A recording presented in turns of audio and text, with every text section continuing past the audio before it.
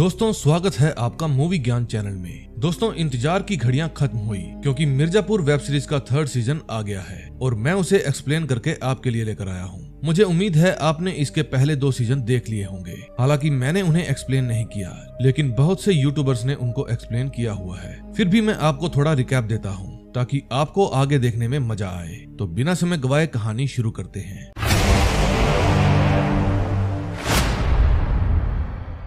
उत्तर प्रदेश के पूर्वांचल क्षेत्र में बहुत सारे बाहुबली रहा करते थे, जिन्होंने अपना अपना एरिया बांटा हुआ था। लेकिन उन सब का एक ही उस्ताद था और वो थे कालीन भैया। कालीन भैया का असली नाम है अखंडानंदन त्रिपाठी और पूरा इलाका इनका लोहा मानता है। कालीन भैया के एक सुपुत्र भी थे जिनका नाम था मुन्ना भैया। मुन्ना भैया का कैरेक्टर बहुत ही दमदार था। क्षेत्र के सभी लोंडे उनके ही जैसा बनना चाहते थे और उनके ही जैसी जिंदगी जीना चाहते थे।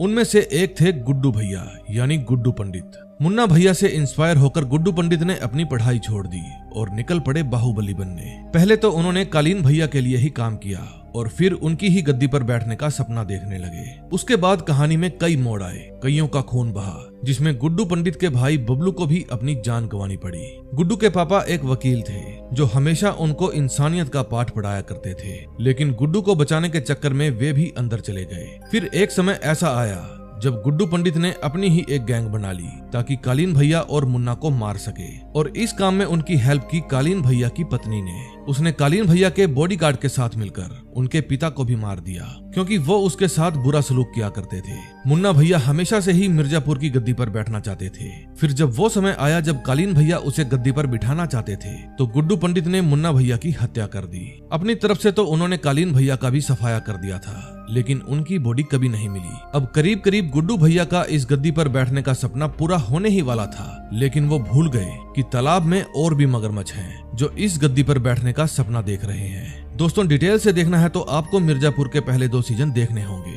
अब कहानी को आगे बढ़ाते हैं। फर्स्ट एपिसोड में हम देखते हैं मुन्ना भैया की मौत के बाद उनका विधि विधान से संस्कार किया जाता है और संस्कार करती है उनकी धर्मपत्नी माधुरी यादव, जो कि यूपी की सीएम है, क्योंकि उनके परिवार में उनका संस्कार करने के लिए कोई आदमी नहीं बचा था। फिर जब वो वहाँ से बाहर आती हैं, तो प्रेस रिपोर्टर्स उनसे सवाल करते हैं क्या कालीन भैया भी मारे गए? अगर वो अभी भी जिंदा है तो अपने बेटे के संस्कार पर क्यों नहीं आए? फिर माधुरी जवाब देती है कि हम आपके सवालों में छुपे गुस्से और निराशा को बाखूबी समझते हैं, लेकिन हम आप सब लोगों से वादा करते हैं कि अब प्रदेश की सफाई होगी और कानून के दायरे में रहकर होगी। जो मेरे परिवार के साथ हुआ ऐसा कभी किसी के परिवार के साथ नहीं होगा। जय हिंद। फिर गाड़ी में बैठने से पहले माधुरी अपने पीए से कहती है कि हमारे पति की मौत का कारण है मिर्जापुर की गद्दी, इसलिए अब हमें उसे ही खत्म करना होगा। अगले सीन में हम देखते हैं कोर्ट में रमाकांत पंडित पर कार्रवाई चल रही थी, जो कि गुड्डू पंडित के पिता थे। उन्होंने अपने बेटे को बचाने के लिए एसएसपी मौर्य को मौत के घाट उतार दिया था। अपने बचाव में रमाकांत जी कुछ नहीं कहते,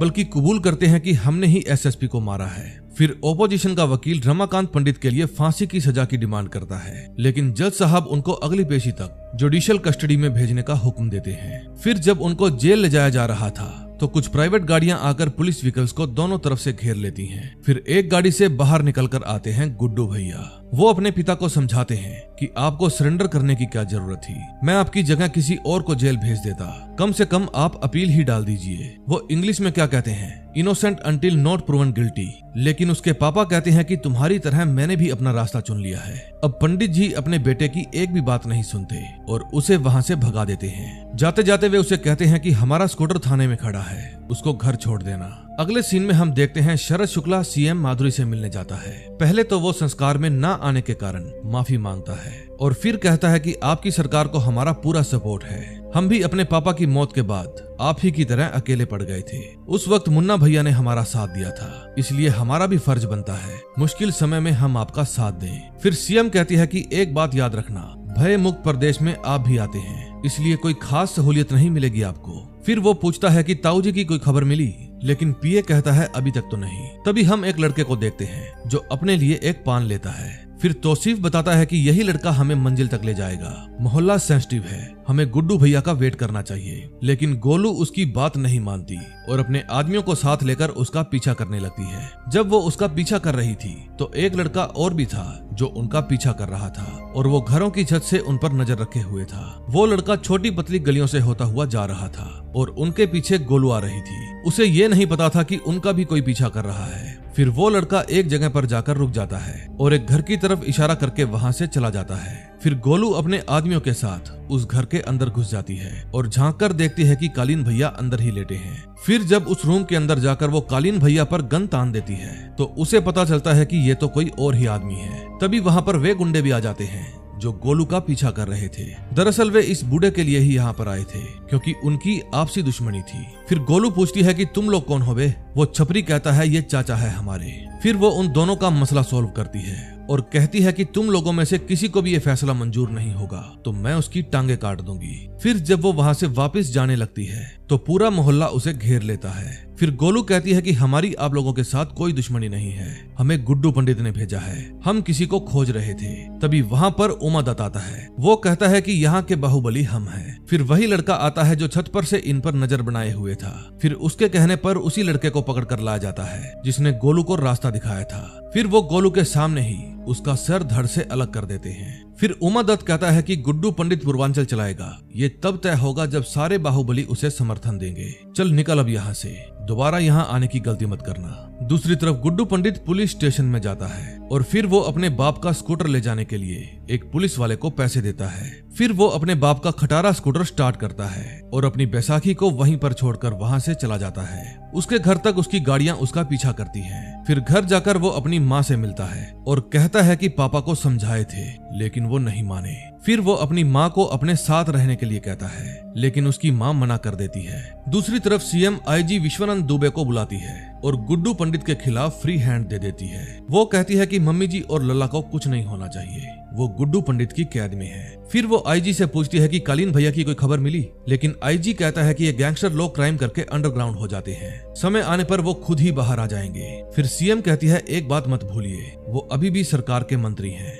अगले सीन में हम बीना त्रिपाठी को देखते हैं जो कालीन भैया की पत्नी थी। ये वही थी जिसने उनके घर के भेद गुड्डू भैया को बताए थे ताकि कालीन भैया का साम्राज्य खत्म हो सके। फिलहाल ये अपनी मर्जी से ही गुड्डू भैया के साथ रह रही थी, कोई बंदी वगैरह नहीं बनाया हुआ था इनको। उसकी गोद में जो बच्चा था वो उसके ससुर का था या इसके पति का, ये इसे ही पता था। एक कहावत है, भेड़िया का बच्चा भी भेड़िया ही होता है, फिर चाहे वो छोटा ही क्यों ना हो। तभी वहाँ पर गोलू आ जाती है। फिर बीना गोलू को कहती है कब तक अंधेरे में तीर चलाती रहोगी, थोड़ा समय दो और सही से काम करो। लेकिन गोलू कहती है हमारे पास समय नहीं है, अगले हफ्ते बाहुबलियों की बैठक है पूर्वांचल के मुखिया चुनने के लिए। अगर गुड्डू को कालीन भैया की कुर्सी पर बैठना है तो बदले में कालीन भैया की बॉडी दिखानी होगी। बीना कहती है उनकी बॉडी तो मैं भी देखना चाहती हूँ, लेकिन कोई तो है जिसने उनको छुपा रखा है। फिर जब वो बैठक के बारे में गुड्डू पंडित को बताती है तो वो कहता है कि मैं कहीं नहीं जा रहा, उन सभी को मैसेज भिजवा दो कि यहाँ आकर अपनी लॉयल्टी प्रूव करे। अगर वो ऐसा नहीं कर पाए तो उनकी गिनती दुश्मनों में होगी। अगले दिन शरद शुक्ला जौनपुर में एक छोटी सी मीटिंग रखता है जिसमें वो अपने साथी बाहुबलियों को बुलाता है। वो उन्हें कहता है कि इनविटेशन एक्सेप्ट ना करके गुड्डू सभी बाहुबलियों को चुनौती दे रहा है, आप इस बात का फायदा उठाइए और बाकी के बाहुबलियों को अपनी तरफ खींचिए। फिर जब वो अपनी माँ के पास जाता है तो उसकी माँ कहती है कि सिर्फ प्यादों के भरोसे अपनी दावेदारी मजबूत कर रहे हो, लोगों को अपनी मौजूदगी का एहसास दिलाओ, तुम अभी जाओ और पश्चिम के डिक्टेटर से मिलो। फिर शरद शुक्ला मेरठ में मुनव्वर से मिलने जाते हैं। पश्चिम में मुनव्वर की उतनी ही धाक थी जितनी पूर्वांचल में कालीन भैया की थी। फिर कुछ देर बाद शरद शुक्ला को अंदर बुलाया जाता है और अपनी बात रखने से पहले बोटी ऑफर की जाती है। फिर मुनव्वर कहता है कि मिर्जापुर की गद्दी को जिस लीडर की जरूरत है, क्या आपके अंदर वो लीडर मौजूद है? दूसरी तरफ जब गुड्डू भैया अपने पाँव की मालिश करवा रहे थे तब बर्जी नाम का एक बाहुबली उनसे आके मिलता है। वो बताता है कि शरद शुक्ला तुम्हारे खिलाफ और बाहुबलियों के साथ मिलकर खतरनाक माहौल बना रहा है। फिर गुड्डू कहता है कि मैं भी देखता हूँ कौन कौन उस मीटिंग में जाता है। फिर गोलू कहती है ये समय गुस्से से नहीं दिमाग से काम लेने का है, अब तुम चैलेंजर नहीं बल्कि कंटेंडर हो, हम इस लाइन में अभी नए आए हैं, इसलिए सिस्टम से छेड़खानी करेंगे तो गलत मैसेज जाएगा, हमें उस मीटिंग में जाना चाहिए। उस समय बीना उनकी सारी बातें छुप छुप कर सुन रही थी। फिर जब गुड्डू एक्सरसाइज कर रहा था तो गोलू उसे कहती है कि शरद के अलावा किसी की इतनी औकात नहीं कि तुम्हारे मुंह लग सके। वो आपको भड़काने की कोशिश करेगा लेकिन आपको कंट्रोल बनाए रखना होगा। अब यही तो वो चीज थी जो गुड्डू भैया को आती नहीं थी, यानी कंट्रोल करना।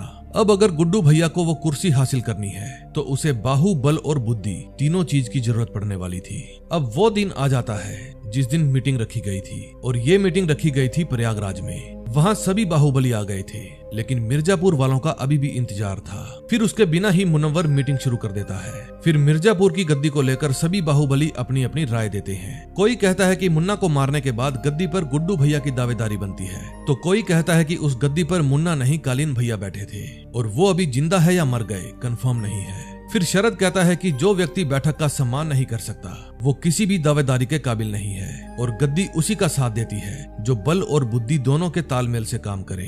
तभी वहाँ पर गुड्डू भैया आ जाते हैं और कहते हैं सारा पूर्वांचल डोल रहा है, शरद शुक्ला बोल रहा है। जौनपुर इनको भीख में मिल गया, अब मिर्जापुर भी इनको भीख में ही चाहिए।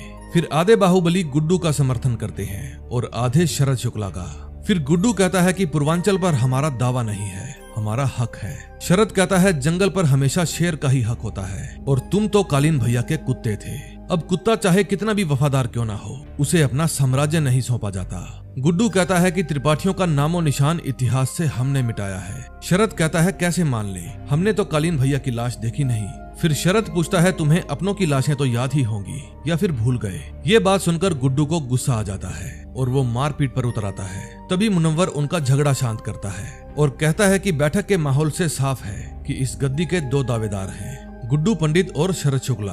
अब आप दोनों के पास दशहरे तक का समय है, खुद को साबित कीजिए और मेरी खास हिदायत है कि दशहरे तक कोई भी खून खराबा नहीं होना चाहिए, वरना हमारा कॉपरेशन इंटरफेरेंस में तब्दील हो जाएगा। फिर मीटिंग खत्म होने के बाद गुड्डू शरद शुक्ला से पूछता है किसके दम पर इतना उड़ रहे हो, लेकिन वो बिना जवाब दिए वहां से चला जाता है। फिर गोलू कहती है कालीन भैया, जिनके पेट में दांत होते हैं उनके ठिकाने भी बहुत होते हैं। फिर शरद शुक्ला वहां से सीधा सिवान जाता है। वो सिवान के जिस अड्डे पर जाता है वहां की सिक्योरिटी जरूरत से कुछ ज्यादा ही टाइट थी। ये अड्डा था भरत त्यागी का। दोस्तों, अगर आपने मिर्जापुर के पहले सीजन देखे हैं तो आपको जरूर पता होगा कि भरत त्यागी कौन है। भरत त्यागी और शत्रुघ्न त्यागी ये दोनों जुड़वा भाई थे। फिर ऐसी नौबत आ गई कि इन दोनों भाइयों में खून खराबा हो गया, जिसमें शत्रुघ्न त्यागी की मौत हो गई। गुड्डू त्यागी के साथ जो गोलू है वो शत्रुघ्न त्यागी की गर्लफ्रेंड थी। फिर शरद डॉक्टर साहब से कहता है इनको जल्दी होश में लेकर आइए, क्योंकि इस अवस्था में ये हमारे किसी काम के नहीं। अब नेक्स्ट एपिसोड में देखेंगे क्या होता है। सेकंड एपिसोड में हम देखते हैं जब भरत त्यागी शरद शुक्ला के पास बैठा था तब उसके पास उसकी पत्नी का फोन आता है। वो कहती है घर पर हम सब आपका खाने पर इंतजार करेंगे। तभी उसके पास शरद शुक्ला आता है और कहता है हम जानते हैं छोटे की मौत का जिम्मेदार आप खुद को ही समझते हैं, लेकिन भरत कहता है ऐसी कोई बात नहीं, उसने एक लड़की के चक्कर में मुझ पर गन तानी थी। फिर शरद कहता है गोलू ने तुम्हारे भाई को यूज किया था, जिसके कारण उसकी जान चली गई और त्यागियों की इज्जत। तभी वहाँ पर आते हैं देवदत्त त्यागी यानी कि दद्दा, जो कि भरत त्यागी के पिता हैं। फिर वो कालीन भैया को देखकर कहते हैं इनको कुछ नहीं होगा, ये बाहुबली हैं, जी जाएंगे। फिर वो शरद से पूछते हैं कि जिस आदमी को तुम्हारे पिता से नफरत थी तुम उसी की जान बचाना चाहते हो। शरद कहता है कि मिर्जापुर में पावर हमेशा गद्दी की रही है और मुकाबला दावेदारों का। आज भी वही खेल चल रहा है। अगर हमें गद्दी चाहिए तो कालीन भैया का हमारे साथ खड़ा होना जरूरी है। फिर दद्दा कहते हैं गद्दी पर बैठकर भूल मत जाना, हमारा भी एक मसला है। शरद कहता है आप चिंता क्यों करते हैं, गद्दी पर बैठते ही गोलू का सर आपके कदमों में होगा। ये बात शायद भरत त्यागी को पसंद नहीं आई,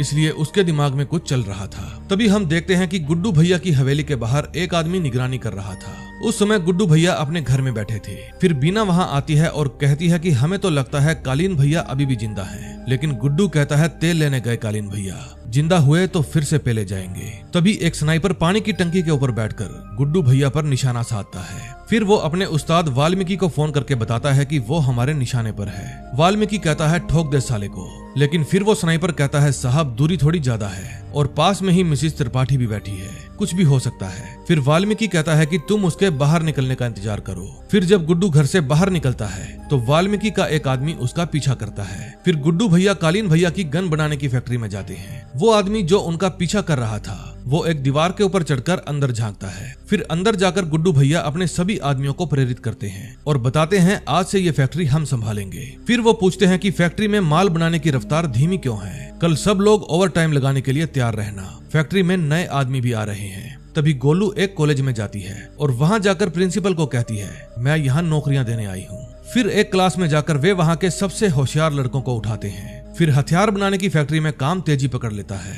अब उनके पास माल तो बहुत था, लेकिन बेचने का काम थोड़ा स्लो था, क्योंकि उनके पास छोटे मोटे व्यापारी ही गन लेने के लिए आते थे। तभी अगले सीन में हम देखते हैं रमाकांत पंडित को जुडिशियल कस्टडी के लिए जेल में भेज दिया जाता है। सबसे पहले वहाँ उनके कपड़े उतरवाकर उनको चेक किया जाता है और फिर उनको जेल के अंदर भेज दिया जाता है। वहाँ उनको लाला भी मिलते हैं जो अफीम के व्यापारी थे। फिर लाला अपने वकील से मिलते हैं और जल्द से जल्द बेल करवाने के लिए कहते हैं। लाला की एक बेटी भी थी और वही अपने पिता की गाइडेंस पर अब ये धंधा संभालने वाली थी। फिर बीना गुड्डू भैया को समझाती है कि अगर तुम अफीम पर अपनी पकड़ बनाओगे तो समझो पूरे पूर्वांचल पर पकड़ बन गई। लेकिन वो कहता है कि लाला तो जेल में है। फिर बीना कहती है उसकी बेटी तो बाहर है और वैसे भी तुम्हारा उसके साथ पुराना रिश्ता है। फिर बीना अपनी नौकरानी को कहती है कि एक पुड़िया का इंतजाम करो। नौकरानी पूछती है वो पुड़िया तो आप मुन्ना भैया को दिया करते थे। फिर बीना कहती है सब मुन्ना ही होते हैं, बड़े बनाने पड़ते हैं। अगले दिन शरद शुक्ला लाला से मिलने जाता है। वो लाला से व्यापार की बात करने गया था। लाला कहता है अगर खुली हवा में बात होगी तो ही व्यापार जमेगा, यानी कि अगर शरद लाला को जेल से बेल दिला देता है तो लाला उसके साथ अफीम का व्यापार करने के लिए तैयार हो जाएगा। अगले सीन में हम देखते हैं वाल्मीकि आईजी के पास कॉल करता है और बताता है कि 3 दिन से हम देख रहे हैं गुड्डू गुंडों से भरी हुई गाड़ी लेकर घर से फैक्ट्री और फैक्ट्री से घर जाता है। बात कुछ जम नहीं रही। मैंने आसपास लोगों से पता किया है गुड्डू को पहलवानी का शौक है। आप पैसे भिजवाइए, हम प्यासे को कुएं के पास लेकर जाएंगे। फिर गुड्डू भैया के पास आज शाम को होने वाले पहलवानी कंपटीशन का आमंत्रण भिजवाया जाता है। गुड्डू भैया पूछते हैं एकदम मौके पर कार्ड लेकर आए हो। फिर लखा पहलवान कहता है कि आपके लड़के लोग आपसे मिलने के लिए थोड़ी सख्ती बरतते हैं, बड़ी मुश्किल से आए हैं हम आपके पास। फिर उसके जाने के बाद गोलू कहती है लास्ट मोमेंट पर बुलाया है, वहाँ जाना ठीक नहीं होगा। फिर गुड्डू कहता है यही तो मौका है लोगों को बताने का कि कालीन भैया गॉन और गुड्डू पंडित ऑन। गोलू कहती है मैं भी तुम्हारे साथ चलूंगी, लेकिन गुड्डू कहता है डर के जीने के लिए बाहुबली नहीं बने हैं हम। दूसरी तरफ वो स्नाइपर अभी भी उस पर नजर रखे हुए था। फिर वो अपने उस्ताद को बताता है कि चूहिया बिल से बाहर निकल रही है। उसका उस्ताद कहता है जाने दो उसे, तुम गुड्डू पर नजर रखो। फिर गोलू एक कवि सम्मेलन में जाती है, वहाँ पर एक नेता भी आए हुए थे। फिर वो साइड में जाकर नेताजी से मिलती है और बताती है कि हम मिर्जापुर से पार्टी के कार्यकर्ता हैं। फिर जब नेता उससे काम पूछता है तो वो उसे अपने गुंडे दिखाकर डराती है और जेपी यादव का पता पूछती है। मंत्री कहता है भूत प्रेतों के पते नहीं होते, जेपी अंडरग्राउंड है। फिर वो बातों बातों में गोलू को छूने की कोशिश करता है, लेकिन गोलू कहती है अगर पोस्टर बड़ा करना चाहते हो तो ये छोटी मोटी हरकतें करना बंद कर दीजिए। फिर उसके साथ आए हुए आदमियों को देखकर वो घबरा जाता है और बाहर जाकर अपनी सीट पर बैठ जाता है। तभी उनका एक आदमी एक कवि को डांट देता है और कोई अच्छी सी कविता सुनाने को कहता है। फिर वो कवि नेता और उसके आदमियों पर गालियां वाली कविता सुनाता है, जिसे सुनकर सब लोगों को मजा आता है, लेकिन नेता के आदमी उसे मारने को दौड़ते हैं। दूसरी तरफ गुड्डू पंडित पहलवानी प्रतियोगिता में पहुंच जाते हैं, क्योंकि पहलवानी से उनका नाता थोड़ा करीब का था। फिर जब वो अंदर जाते हैं तो लखा पहलवान उनका स्वागत करते हैं। गोलू उस समय ट्रैफिक जाम में फंसी थी, क्योंकि आगे पुलिस की नाकाबंदी चल रही थी। दूसरी तरफ लखा पहलवान डर रहा था, क्योंकि वाल्मीकि ने गुड्डू पंडित को भी चीफ गेस्ट बना दिया था। फिर वाल्मीकि कहता है तुम चिंता मत करो, एक नाम अनाउंस करेगा और दूसरा ट्रॉफी देगा, बस गुड्डू के सामने कपकपाना मत। वाल्मीकि के आदमी उस समय गुड्डू को ठोकने के लिए एकदम तैयार थे। फिर वाल्मीकि आईजी को रिपोर्ट करता है और अपना सारा प्लान बताता है। फिर आईजी सीएम मैडम को फोन करके बताता है कि आपके आदेश के अनुसार गुड्डू हमारी टीम के निशाने पर है। मैडम कहती है जारी रखो। दूसरी तरफ भोजपुरी सुपरस्टार सुत्तन झा की एंट्री होती है, जो कि बतौर चीफ गेस्ट वहां पर आए थे। वहां के मेन पोस्टर पर भी उसी की फोटो लगी थी। फिर वो गुड्डू भैया के पास जाकर उसके पांव पर पांव भिड़ाकर बैठ जाता है और ये बात गुड्डू भैया को पसंद नहीं आती। तभी बॉडी बिल्डिंग की प्रतियोगिता शुरू हो जाती है। फिर वाल्मीकि के इशारे पर उसका एक आदमी गुड्डू के आदमी को बाहर ले जाता है। दूसरी तरफ पुलिस नाका पर गोलू को अपने पापा दिख जाते हैं और फिर वो उनको आवाज लगाकर पूछती है सिक्योरिटी इतनी टाइट कैसे है। उसके पापा बताते हैं कि हमें कोई टिप मिली है। फिर वो अपने पापा को कहती है कि सामने से गाड़ियां हटवाओ, मुझे अभी निकलना है। दूसरी तरफ गुड्डू का आदमी वाल्मीकि के आदमी का पीछा करता है और उसे हाथ ऊपर करने के लिए कहता है, लेकिन तभी दूसरा आदमी आकर उसे मार देता है। फिर धीरे धीरे उसके बाकी के आदमियों को भी ठिकाने लगा दिया जाता है। फिर प्राइज बांटने के लिए दोनों चीफ गेस्ट को ऊपर ले जाया जाता है, लेकिन तभी गुड्डू के पास गोलू का फोन आता है। वो कहती है आप यहीं रुकिए, मेरे पहुंचने से पहले कहीं मत जाइएगा। फिर गुड्डू उस भोजपुरी एक्टर से पूछता है कौन हो तुम जो यहाँ चीफ गेस्ट बने हो। वो कहता है गुंडा हूँ। फिर वो स्टेज सेक्रेटरी से पूछता है कौन है ये आदमी। चीफ गेस्ट की कुर्सी पर भी बैठा था और यहाँ भी मेरे पीछे पीछे आ गया। फिर स्टेज सेक्रेटरी बताता है कि ये गुड्डू पंडित है, यहाँ के सुपरस्टार यही हैं। अगर सही सलामत घर जाना चाहते हो तो इनसे पंगा मत लीजिए। फिर वो गुड्डू को कहता है सॉरी भैया, पहचाना नहीं था, क्योंकि आपका चेहरा हमारी तरह फेमस नहीं है ना। फिर गुड्डू कहता है कि जब हम तुम्हारा चेहरा तोड़ेंगे तो तुम्हें भी कोई नहीं पहचानेगा। फिर वो सुपरस्टार को 2 फटके लगा देता है। फिर वाल्मीकि कहता है आप जाइए, इसको हम देख लेंगे। लेकिन तभी वहाँ पर संग्राम शुरू हो जाता है और गोलियां चलने लगती हैं। उस समय गुड्डू अकेला ही था, लेकिन फिर भी वो निडर होकर वाल्मीकि के आदमियों को मार रहा था। फिर भगदड़ में उसकी गन गिर जाती है और उसे गन उठाने का मौका ही नहीं मिलता। फिर गुड्डू टेंट में बनी जिम के अंदर घुस जाता है और वे लोग उसे वहां पर भी मारने की कोशिश करते हैं। फिर वहां से भागकर जब गुड्डू अपनी कार में बैठने लगता है तो वाल्मीकि उसे गन पॉइंट पर ले लेता है, लेकिन इतने में वहां गोलू आ जाती है और उसे गाड़ी से ठोक देती है। फिर गुड्डू वाल्मीकि की गन उठाता है और कहता है, अच्छा तो आप सरकारी काम पर आए हैं। तभी वहां पर भोजपुरी सुपरस्टार भी आ जाता है और गुड्डू भैया से माफी मांगता है। फिर गुड्डू उसे कहता है फेमस चेहरा और ये कहकर वो उसे ठोक देता है। फिर वो उस गन को वाल्मीकि के हाथ में पकड़ा देता है और कहता है आपदा को अवसर में बदल दिए हैं। फिर अगले दिन सुबह गुड्डू भैया मिर्जापुर के एक चौक में जाते हैं जहां कालीन भैया का स्टैच्यू लगा था। फिर वो हथौड़े से उस स्टैच्यू को तोड़ने लगते हैं। तभी प्रेस रिपोर्टर्स पुलिस वालों से सवाल पूछते हैं कि सुपरस्टार को किस रीजन से ठोका गया है। फिर ओपोजिशन वाले भी प्रेस कॉन्फ्रेंस बुलाते हैं और कहते हैं कि जिनको विरासत में कुर्सी मिली है उन्हें क्या पता प्रदेश को कैसे चलाया जाता है। अब सरकार के खिलाफ मुर्दाबाद के नारे लग रहे थे, जनता भड़की हुई थी। गुड्डू की एक चाल ने पूरे सिस्टम को हिला दिया था। तभी कालीन भैया को भी होश आ जाता है। अब नेक्स्ट एपिसोड में देखते हैं क्या होता है। थर्ड एपिसोड में हम देखते हैं रॉबिन अग्रवाल जो कि रमाकांत पांडे की बेटी का बॉयफ्रेंड था, रमाकांत पंडित से मिलने जाता है। वो पंडित जी को कहता है कि प्लीज आप केस लड़ें, हमारे पास सबूत है, हम कोर्ट में गवाही देंगे, आपके साथ डटकर खड़े रहेंगे। लेकिन पंडित जी कहते हैं खड़ा ही होना है तो मेरी पत्नी और मेरी बेटी डिम्पी के साथ खड़े हो और घर को संभालो। दूसरी तरफ शरद कालीन भैया के पास बैठा उन्हें पूरी स्टोरी सुना रहा था कि उनको गोली लगने के बाद क्या क्या हुआ। फिर कालीन भैया मुन्ना के बारे में पूछते हैं लेकिन शरद गर्दन हिलाकर बता देता है कि वो नहीं रहा। फिर कालीन भैया शरद से गन मांगते हैं और उसी के ऊपर तान कर पूछते हैं क्यों बचाया हमें। शरद कहता है कि एक बार तो हमारे सिर से पिता का साया उठ चुका है लेकिन अब दोबारा नहीं खोना चाहते, आप जल्दी ठीक हो जाइए, मिर्जापुर को आपकी जरूरत है। लेकिन कालीन भैया कहते हैं कि मिर्जापुर से त्रिपाठियों का वर्चस्व खत्म हो गया है। फिर शरद कहता है कि आपने एक छोटे से गुंडे को इतनी छूट दी कि उसने आपके ही साम्राज्य को खत्म करने की कोशिश की, लेकिन अब आने वाली पीढ़ियां गुड्डू के अंजाम को और त्रिपाठियों के नाम को हमेशा याद रखेगी। फिर शरद की माँ उसे कहती है तुमने कालीन भैया को ठीक तो कर दिया, अब जल्दी से मुन्ना की जगह भी ले लो। तभी भरत त्यागी गोलू के पास कॉल करता है और कहता है तुमसे मिलने से पहले छोटा किसी से भी ऊंची आवाज में बात नहीं करता था। गोलू कहती है छोटे को हमसे लव हो गया था तो इसमें हमारी क्या गलती है।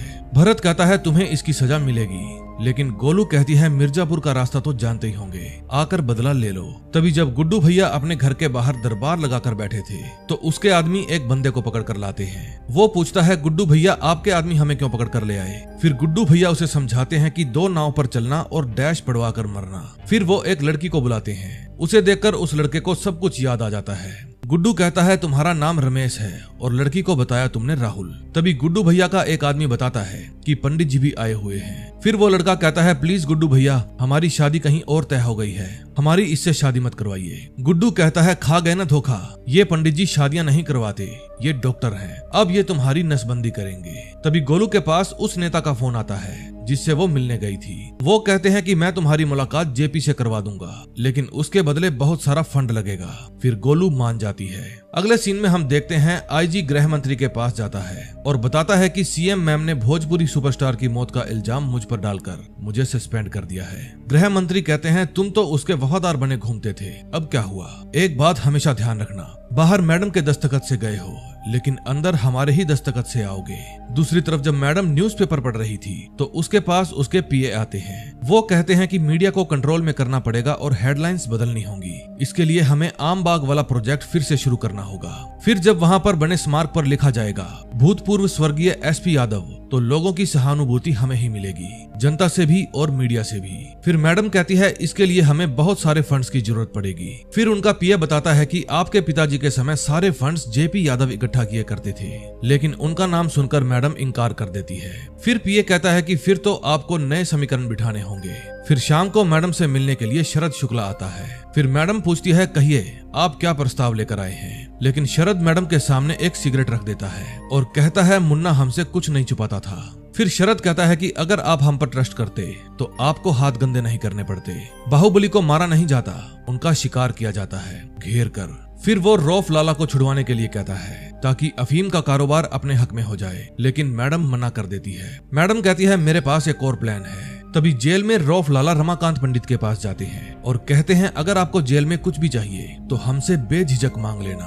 लेकिन पंडित जी कहते हैं आज तो आप हमारी जरूरतें पूरी कर देंगे और कल अपने लिए ही कुछ मांगेंगे, हम यहाँ सौदेबाजी करने नहीं आए। फिर लाला कहता है आपके तेवर तो बिल्कुल गुड्डू जैसे हैं। तभी जेल के अंदर सभी कैदियों को काम बांटा जाता है। रमाकांत पंडित को रसोई का काम मिलता है और उनके साथ ड्यूटी लगती है घेरुआ की। फिर एक आदमी पंडित जी को समझाता है कि आप इस काम के लिए मना कर दीजिए क्योंकि घेरुआ बहुत ही डेंजर आदमी है, नरभक्षी है साला। अगले सीन में हम भरत त्यागी को देखते हैं जो कि रात के समय अपनी फैक्ट्री में माल उतारने के लिए जाने वाला था, लेकिन तभी उसकी माँ उसे रोक देती है और कहती है माल तुम्हारे पप्पा उतरवा देंगे, तुम जाकर आराम करो। फिर वो अपने रूम में जाकर अपनी बेटी को बीच में सुला देता है ताकि उसकी पत्नी उसके करीब ना आ पाए। अब इसके पीछे क्या लॉजिक था ये आपको आगे पता चलेगा। फिर उसकी वाइफ आती है और अपनी बेटी को किनारे पर सुलाकर खुद भरत के पास हो जाती है। फिर वो मुन्ने को दूसरे रूम में सुलाने के लिए कहती है, लेकिन भरत कहता है आज मुझे थोड़ा बुखार है, मेरी तबीयत ठीक नहीं है। तभी उसके पास कोठे से फोन आता है। कोठे वाली औरत कहती है आप कई दिनों से नहीं आए, आपकी घोड़ियां सवारी करने के लिए तैयार हैं। लेकिन भरत फोन काट देता है। फिर उसकी वाइफ कहती है अगर घर में मन नहीं लगता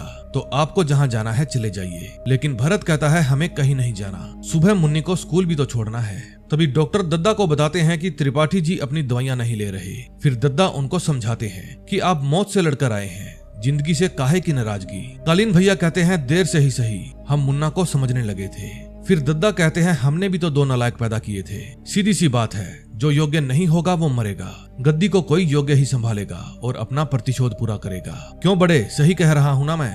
फिर भरत हाँ में हाँ मिला देता है। तभी हम देखते हैं गोलू यूपी बिहार बॉर्डर पर किसी का इंतजार कर रही थी। फिर उसके पास उसका खबरी आता है और बताता है कि शरद शुक्ला की गाड़ी हफ्ते में 2 बार बिहार जाती है। फिर गोलू कहती है कि पता लगाओ वो कहाँ जाता है। तभी मैडम का पीए शरद शुक्ला से मिलता है और कहता है पार्टी को फंड्स की जरूरत है, हमें फंड्स में 5 करोड़ रुपया चाहिए, वो भी जल्दी से जल्दी। तभी हम जेल के अंदर गेरुआ को देखते हैं जो रमाकांत को घुरे ही जा रहा था। फिर वो उठता है और रमाकांत के पीछे बैठे आदमी का काम तमाम कर देता है। फिर वो जोर से चिल्लाता है और पूछता है क्या कोई और भी है। फिर अगले दिन वो रमाकांत से मिलने के लिए बाथरूम में जाता है और कहता है आप वकील है ना, हमारा एक काम करेंगे। रमाकांत मना कर देता है और कहता है आपने एक गंडासे से 5 लोगों को काट दिया, उनको अपने बचाव में तो मारा नहीं होगा। फिर गेरुआ बताता है कि मेरी 9 साल की एक छोटी बच्ची थी। फिर एक दिन हमारे मालिक के बेटे ने हमारी बिटिया को खेत में पकड़ लिया।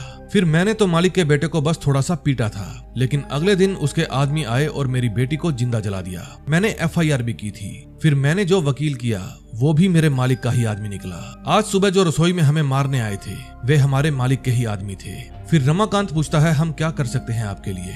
गेरुआ कहता है एक मर्सी अपील डलवानी है, अगर हम यहाँ से बाहर नहीं निकले ना तो वे लोग हमारे पूरे परिवार को मरवा देंगे। तभी शरद शुक्ला लाला के पास फोन करता है। लाला पूछता है अपना वादा भूल गए। शरद कहता है भूला नहीं हूँ, बस थोड़ा समय लग रहा है। लाला पूछता है मुझे बाहर कब निकालोगे। शरद कहता है जब गुड्डू का गुड बाय हो जाएगा। फिर वो लाला को एक ऑफर देता है कि अफीम की बर्फी हमारी और नेटवर्क आपका, बेल नहीं करवा पाए तो क्या, धंधा तो दे रहे हैं, बस शर्त यह है कि अफीम की डील आप किसी और के साथ नहीं करेंगे। फिर लाला मान जाता है। फिर अगले दिन गुड्डू की माँ उसके पापा से मिलने के लिए जेल में आती है। फिर वो रमाकांत पर जोर डालती है कि वो भी खुद के बचाव में अपील डाले क्योंकि बेटे का पता नहीं और हमें आपकी जरूरत है। फिर रमाकांत मान जाता है। फिर रमाकांत अपना केस खुद लड़ते हैं क्योंकि वकील जो ठहरे। फिर वो जज साहब के सामने अपनी दलील पेश करते हैं कि हमने SP मौर्य को सिर्फ इसलिए मारा क्योंकि वो हमारे बेटे गुड्डू पंडित का एनकाउंटर करने वाले थे, इसलिए हम पर दफा 302 के तहत मुकदमा नहीं चलाया जाना चाहिए। फिर ओपोजिशन वकील अपनी पूरी कोशिश करता है कि पंडित की अपील रद्द हो जाए, लेकिन जज साहब कहते हैं कि डिफेंडेंट को अपना केस लड़ने की पूरी आजादी है।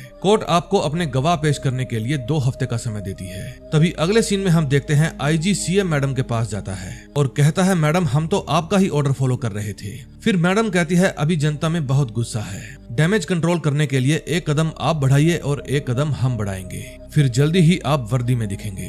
अब देखते हैं नेक्स्ट एपिसोड में क्या होता है। 4th एपिसोड में हम देखते हैं भरत त्यागी एक कोठे पर जाता है और अपने लिए 2 लड़कियां पसंद करता है। फिर जब छोटे बाल वाली लड़की भरत को छूने लगती है तो वो उसे कहता है चुपचाप वहां जाकर बैठो। फिर वो लड़की पूछती है तो क्या बस देखना ही है। भरत कहता है हाँ। फिर वो अपनी बेल्ट निकाल लेता है और बड़े बाल वाली लड़की को पीटने लगता है। फिर उस लड़की के चीखने की आवाज चारों तरफ गूंज जाती है। अगले दिन लाला के घर रेड पड़ जाती है और पूरे घर को अच्छे से चेक किया जाता है। फिर वहाँ प्यारे लाल जोशी आता है और लाला की बेटी शबनम को कहता है, अगर तुमने मन बना लिया है कि तुम अपने बाप का काम नहीं संभालोगी तो हम ये अफीम का पूरा नेटवर्क किसी और को दे देंगे। वो इनडायरेक्ट शबनम को धमकाने आया था। दूसरी तरफ कोर्ट में पेशी चल रही थी। फिर रमाकांत एसपी मौर्य की धर्मपत्नी से पूछते हैं कि आपने कहा आपके पति हमसे मिलने के बाद टेंशन में रहने लगे थे, क्या ऐसा उन्होंने आपको बताया था? जमुना कहती है बताने की जरूरत ही नहीं, एक पत्नी को अपने पति की मानसिकता का ज्ञान हो जाता है। हमें पहली दफा में ही पता चल गया था आप हमारे पति को ब्लैकमेल कर रहे हैं। फिर रमाकांत पूछते हैं आप ये बताइए कि हमने आपके घर में चाय कितनी दफा पी होगी। उसका वकील उसे इशारा करता है कोई जवाब मत देना, लेकिन यमुना कहती है एग्जैक्ट तो नहीं पता, शायद 1 दर्जन बार। फिर रमाकांत कहता है जज साहब सोचने वाली बात है कि एसपी मौर्य एक दबंग टाइप पुलिस वाले थे, अब क्या वो अपने घर में एक ब्लैकमेलर को बुलाकर चाय पिलाते थे? थैंक यू मिस मौर्य, आप जा सकती हैं। फिर ओपोजिशन का वकील कहता है अब मैं इस केस के सबसे अहम विटनेस को बुलाना चाहूंगा, अगर आपकी इजाजत हो तो मैं आईजी साहब से कुछ सवाल पूछना चाहता हूँ। फिर जज साहब और रमाकांत दोनों की आंखों ही आंखों में कुछ बातें होती हैं। फिर जज साहब कहते हैं प्लीज करिए। दूसरी तरफ शबनम लाला से मिलने जाती है। लाला कहता है जब तक हम बाहर नहीं आ जाते हमारा कारोबार शरद शुक्ला संभालेंगे। शबनम कहती है नहीं, ये काम मैं संभालूंगी, लेकिन लाला उसे रोक देते हैं। फिर वो अपने बाप को समझाती है कि शरद हमें यूज कर रहा है, वो भी गुड्डू को कमजोर करने के लिए। अगर हम पर कोई भी बात आई तो हम किसके पास ज्यादा महफूज रहेंगे, शरद या गुड्डू? ये बात सुनकर लाला सोच में पड़ जाता है। फिर वो हवलदार से पेन लेकर एक पर्ची में मोबाइल नंबर लिखता है और अपनी बेटी को देकर कहता है गुड्डू से कहिएगा दिमाग ठंडा रखे। फिर जब कार में बैठकर शबनम उस पर्ची पर लिखे नंबर पर फोन करती है तो दूसरी तरफ से आवाज आती है कि फेस टू फेस आकर बात करो। दूसरी तरफ ओपोजिशन वकील आईजी से पूछता है कि आप इन्हें कैसे जानते हैं। फिर आईजी बताता है कि गुड्डू पंडित और रऊफ लाला दोनों बिजनेस पार्टनर थे। रऊफ लाला को पकड़ने के बाद एसपी मौर्य गुड्डू पंडित को पकड़ना चाहते थे और इसी चक्कर में रमाकांत पंडित ने एसपी साहब को ब्लैकमेल करना शुरू कर दिया, लेकिन एसपी मौर्य इनके दबाव में नहीं आए। फिर तैश में आकर रमाकांत पंडित ने एसपी मौर्य का मर्डर कर दिया ताकि गुड्डू पंडित पर कोई इन्वेस्टिगेशन ही ना बने। माय लॉर्ड, गुड्डू पंडित एक गुंडा है, लेकिन फिर भी उसके खिलाफ आज तक कोई चार्जशीट दायर नहीं हुई और इसीलिए वो खुला घूम रहा है। फिर वकील जज साहब के सामने एक फाइल पेश करता है और कहता है आईजी पुलिस की रिपोर्ट के अकॉर्डिंग रमाकांत झूठ बोल रहा है। फिर जज साहब रमाकांत से पूछते हैं क्या आप इनसे कुछ पूछना चाहते हैं? फिर पंडित जी कहते हैं एक झूठे से अब क्या ही पूछेंगे, बस हम यही कहना चाहते हैं कि हम अपना केस पूरी ईमानदारी से लड़ेंगे और फिर भी हमें सजा मिली तो हमें वो स्वीकार होगी। फिर जज साहब कहते हैं हम सजा अगली पेशी पर सुनाएंगे। तभी अगले सीन में हम देखते हैं गुड्डू की बहन डिम्पी गोलू को अपने घर बुलाती है और कहती है कि गुड्डू गद्दी के नशे में चूर है, उसे तो अपना लक्ष्य मिल गया है, लेकिन तुम्हारे जीवन का क्या लक्ष्य है? गोलू कहती है गुड्डू को हमारी जरूरत है, लेकिन डिम्पी कहती है उसे किसी की जरूरत नहीं। फिर जब वो वापस गुड्डू के घर जाती है तो देखती है वहाँ रऊफ लाला की बेटी शबनम बैठी है और गुड्डू उसकी बेटी के साथ खेल रहा है। फिर जब गोलू गुड्डू के ऊपर से उसकी लड़की को हटाती है तो शबनम का चेहरा उतर जाता है। फिर बीना बताती है कि शबनम हमारे लिए ऑफर लेकर आई है अफीम के व्यापार का, लेकिन गुड्डू कहता है हम तैयार नहीं हैं, हमारी वजह से तुम पहले ही बहुत कुछ झेल चुकी हो, इसलिए सीधा अपने घर जाओ। फिर शबनम कहती है आज जब हमें आपकी जरूरत है तो आपकी गैरत जाग गई, अगर आपको जरूरत है तो बताइए, वरना हमारे पास जौनपुर से भी ऑफर है। फिर गोलू कहती है हमें मंजूर है, बिजनेस हम संभालते हैं, इसलिए ये फैसला भी हमारा ही होगा। फिर गुड्डू कहता है कि हमें लगा आपसे दूर रहना ही सही होगा, इसीलिए हम इस ऑफर से इनकार कर रहे थे। फिर गोलू कहती है इस डील के लिए हमें पार्टी के पास लेकर चलो, लेकिन बीना कहती है पार्टी तुमसे क्यों मिलेगी, वो उससे मिलेगी जो गद्दी पर बैठा है, ना कि गद्दी के बगल में खड़े रहने वाले से। वैसे भी औरत जाएगी तो डील में वजन नहीं रहेगा। फिर गुड्डू कहता है डील के लिए हमें ही जाना पड़ेगा। फिर अगले दिन जब गुड्डू डील पर जाने वाला था तो गोलू उसके साथ जाने वाले आदमियों को समझाती है कि हमेशा अलर्ट रहना। फिर गुड्डू डील के लिए बलिया जाता है और वहाँ से शबनम को साथ लेकर काठमांडू जाता है। फिर वे दोनों एक होटल में जाते हैं जहाँ सारा 2 नंबर का धंधा चलता था। फिर जब शबनम गुड्डू को लेकर अंदर जाने लगती है तो गार्ड्स कहती हैं एक ही जा सकता है। फिर शबनम गुड्डू को अंदर भेज देती है। अंदर वो जिससे मिलने गया था उसका नाम बेग था। वो पूछता है पत्ते खेलते हो? गुड्डू कहता है हाँ। फिर गुड्डू को भी कार्ड्स दिए जाते हैं। पत्ते बांटने के बाद गुड्डू पूछता है पैसे लगाओगे या फिर बिजनेस डाउन चल रहा है? फिर वे गेम पर मोटा पैसा लगाते हैं। गेम जीतने के बाद गुड्डू बेग से कहता है अगर आपको डील करनी है तो करिए, मेरा समय बर्बाद मत करिए, पैसा गाड़ी की डिग्गी में पड़ा है, हमें तुरंत माल चाहिए। फिर गुड्डू के सामने वाला आदमी पूछता है तुम्हारी एक उंगली तो ट्रिगर पर रहती है तो दूसरी कहाँ रखते हो? गुड्डू कहता है दूसरी उंगली हमने धोने खुजाने के लिए रखी है। फिर वो जीता हुआ पैसा बेग को टिप में दे देता है। फिर डील डन होने के बाद वो गोलू को फोन करता है और बताता है कि डील डन हो गई है, हम रात को यहीं रुकेंगे और सुबह वापस आएंगे। तभी शबनम दरवाजा खटखटाती है और गुड्डू को कहती है मैंने खाना रूम में ही मंगवा लिया है। फिर रात को गोलू के पास उसके खबरी का फोन आता है, वो बताता है कि टारगेट सिवान में है। फिर गोलू कहती है उस पर नजर रखिए, हम रुक के फोन करते हैं। अब गोलू को नहीं पता था ये फोन उससे भरत त्यागी ने करवाया था। फिर वो गुड्डू के पास कॉल करती है, लेकिन गुड्डू फोन नहीं उठाता क्योंकि उनका तो कोई और ही प्रोग्राम सेट था। फिर भरत त्यागी खबरी को कहता है अगर तुम्हारे फोन की घंटी बजी तो तुम मालपुड़ा खाओगे वरना गोली खाओगे। तभी उसके फोन पर गोलू का फोन आ जाता है। फिर भरत त्यागी कहता है मालपुआ खाओगे भूसड़ी। अब नेक्स्ट एपिसोड में देखते हैं क्या होता है।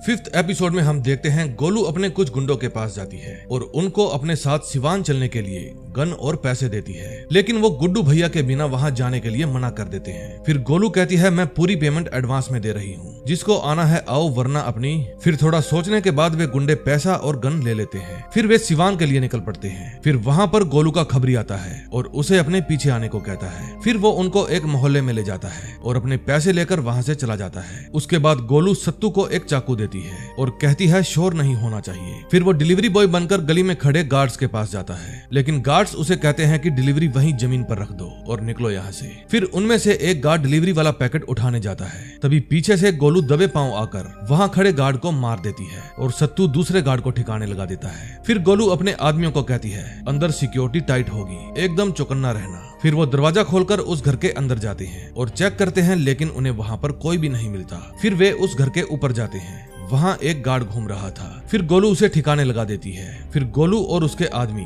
उस घर को अच्छे से चेक करते हैं, उन्हें वहाँ पर एक भी आदमी नहीं मिलता। फिर सत्तू गोलू को बताता है इस कमरे में कोई है। फिर गोलू उस कमरे में जाकर अंदर बने गेट में झांक कर देखती है, वहाँ उसे कालीन भैया दिख जाते हैं। फिर उसके दिमाग में आता है कि कालीन भैया की इतनी कम सिक्योरिटी कैसे। फिर वो सत्तू को कहती है जल्दी से निकलो यहाँ से, ये ट्रैप है। फिर जैसे ही वे लोग बाहर जाते हैं, भरत त्यागी के आदमी गोलू के सभी गुंडों को ठिकाने लगा देते हैं। अब गोलू जानती थी अगर वो नीचे गई तो मारी जाएगी, इसलिए वो दोबारा उस कमरे के अंदर चली जाती है और दरवाजा बंद कर लेती है। अब वो वहाँ पर फंस चुकी थी, इसलिए रोने लगती है क्योंकि अब उसका अंत समय आ गया था। लेकिन तभी उसके दिमाग में आता है क्यों ना मरने से पहले कालीन भैया को भी मार दिया जाए। फिर वो जैसे ही कालीन भैया को ठोकने के लिए अंदर जाती है, उसके पेट में एक गोली आकर लगती है और ये गोली चलाई थी भरत त्यागी ने, क्योंकि गोलू यहाँ आई नहीं थी, भरत त्यागी के प्लान द्वारा लाई गई थी। दूसरी तरफ गुड्डू पंडित काठमांडू में शबनम के साथ रंगरलियां मना रहा था और उसे बिल्कुल खबर नहीं थी कि उसकी गैर हाजिरी में गोलू के साथ क्या हुआ। तभी जेल के अंदर नए कैदी लाए जाते हैं, जिनमें से एक कैदी वही कवि था जिसने नेता और उसके आदमियों के बारे में गालियों वाली कविता सुनाई थी। उस दिन उसको पकड़ लिया गया और उसी की सजा में इसको जेल भेजा गया था। जेल में एंट्री से पहले दो गुंडे सभी कैदियों के सामान की तलाशी ले रहे थे।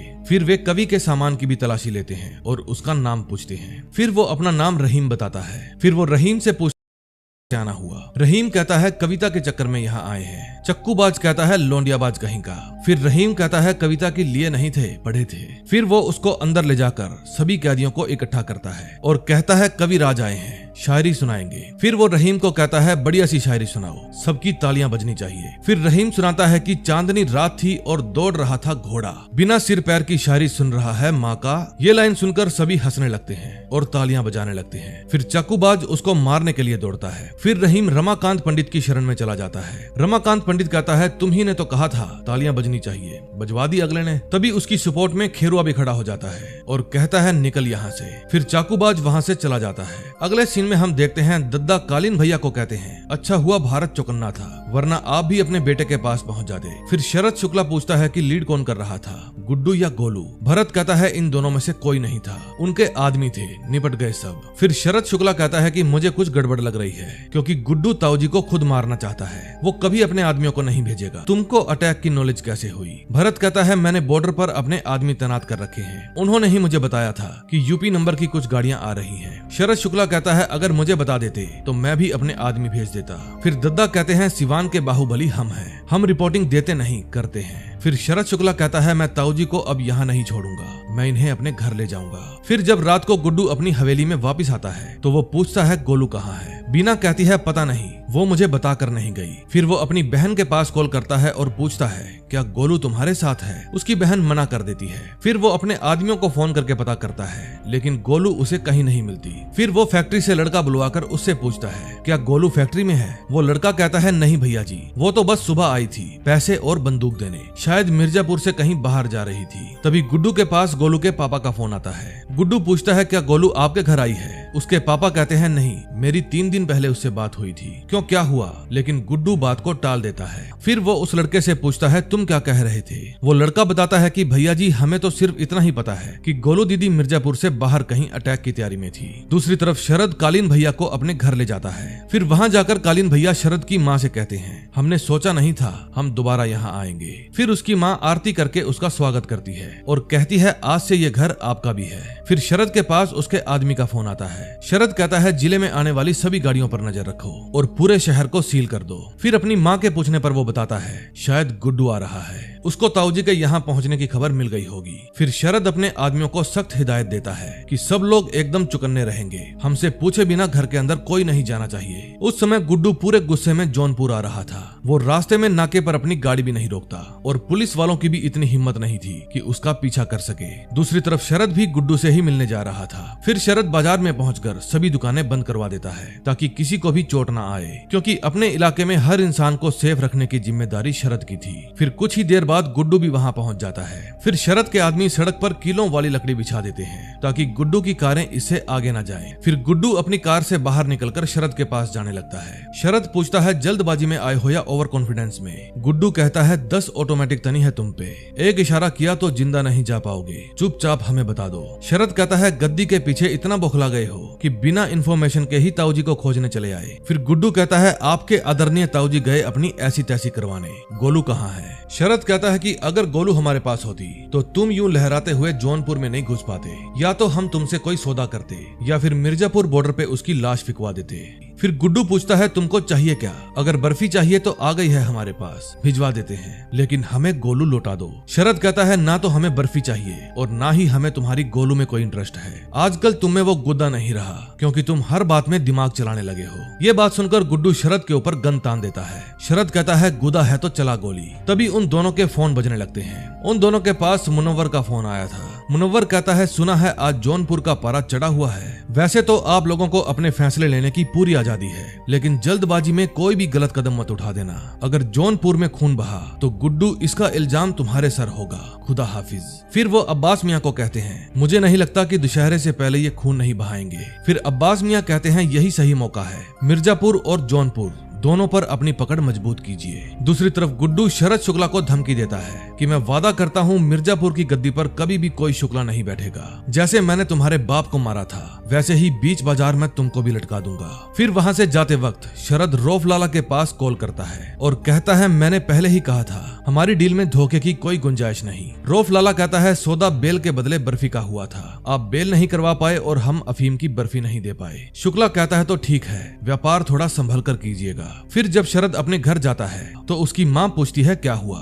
शरद कहता है, लाला पलटी मार गया। उसकी माँ कहती है, आज तुम्हारे पास इतनी पावर है, तुम जौनपुर से लेकर लखनऊ तक अपना पहरा दे सकते हो। फिर कालीन भैया कहते हैं, तुम्हारे पापा ने हमारा माल पकड़ने के लिए अपना पूरा जोर लगा दिया था, लेकिन कभी भी पकड़ नहीं पाए, क्योंकि मिर्जापुर में अफीम सड़क के रास्ते नहीं पानी के रास्ते आती है। फिर शरद शुक्ला सीएम माधुरी के पास जाता है। सीएम मैडम शरद को अपना अपकमिंग प्रोजेक्ट दिखाती है। फिर शरद कहता है कि हम भी आपकी तरह अपने पापा को प्राउड फील कराना चाहते हैं। तभी उनके पास मैडम का पीए आता है। वो बताता है कि हमने नारकोटिक्स टीम को तैनात कर दिया है, नेपाल से नदी के हर रास्ते पर नजर रखी जाएगी। दूसरी तरफ गुड्डू भैया और गोलू के पापा दोनों ही गोलू की चिंता में थे। फिर गोलू के पापा बताते हैं कि मैंने गोलू के फोन को ट्रेस करने के लिए एफआईआर दर्ज करवा दी है, लेकिन हेडक्वार्टर वाले प्रोसेस करने में आनाकानी कर रहे हैं। अब हम अप्रूवल लेने के लिए लखनऊ जा रहे हैं। फिर उनके जाने के बाद गुड्डू बार बार एक ही बात बोलता है, मिल जाएगी। तभी उसके पास बीना आती है। वो कहती है कि गोलू तुम्हारे बिना हैंडल नहीं कर पाई होगी, इसीलिए सारा तामझाम छोड़कर कहीं निकल गई होगी। फिर वो गुड्डू को कोकीन की पुड़िया देती है और कहती है कि ये बाहुबलियों का प्रोटीन है। गुड्डू कहता है, हमें जरूरत नहीं है। फिर वो गुड्डू का हाथ पकड़ लेती है और कहती है, हम जानते हैं गोलू आपके लिए इम्पोर्टेंट है, लेकिन गद्दी और गोलू